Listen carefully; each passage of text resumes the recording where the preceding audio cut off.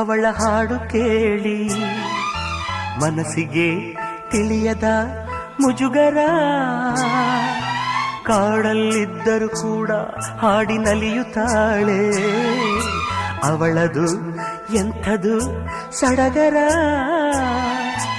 ಇಂಪಾಗಿ ಹಾಡ್ತಿ ಅಂತ ಹೇಳೋಕೆ ನಾ ಹೋದೆ, ಯಾಕೆ ಅಂತ ಗೊತ್ತಿಲ್ಲ, ಮಾತಿಲ್ಲದಂತೆ ನಾನಾದೆ.